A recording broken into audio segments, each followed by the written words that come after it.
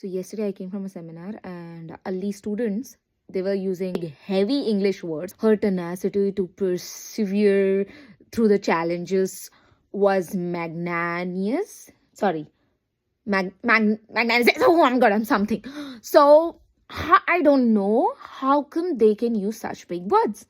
And ನಮ್ಮ mummy papa ನನಗೆ ಇಂಥ ಪಟ ನಾವಂತರೂ ಇಂಗ್ಲೀಷ್ ಕಲ್ತಿಲ್ಲ, ನನ್ನ ಮಕ್ಕಳರೇ ಇಂಗ್ಲೀಷ್ದಾಗ ಮಸ್ತ್ ಮಾತಾಡಲಿ ಅಂತಂದು my parents like put so much money on me.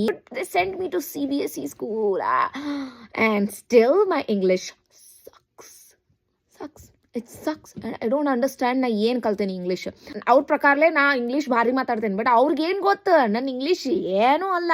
ಹೋಗ್ಲಿ ಬಿಡಿ, ಅಮೇರಿಕಾ ಸೆಕೆಂಡರಿ ಬಿಡ್ರಿ, ಅಮೇರಿಕಾ ಸೆಕೆಂಡರಿ. ಇಲ್ಲೇ ನಮ್ಮ ಇಂಡಿಯನ್ಸ್ದಾಗ ನಾನು ನೋಡ್ತೇನೆ, ನಾನು ನನ್ನ friends they speak so good English. I don't know, I cannot speak such good English and I'm still in America and I'm surviving. Can you imagine? ಚೆನ್ನಾಗಿತ್ತು ಅಂದ್ರೆ ಕನ್ನಡದಾಗ ಮಾತಾಡಿ ಇಷ್ಟು ಖುಷಿ ಅನಿಸ್ಬಿಡ್ತಿತ್ತು ಅಂದ್ರೆ ನಮಗೆ ಅದು ಏನೋ ಒಂದು ತೃಪ್ತಿ ರೀ ಮನಸ್ಸೊಳಗೆ ಹಿಂಗೆ. ಸೊ ಅದಕ್ಕೆ ನಾವು ಇಂಗ್ಲೀಷ್ ಕಲಿಯಾಕ ಟ್ರೈ ಮಾಡಲಿಲ್ಲ.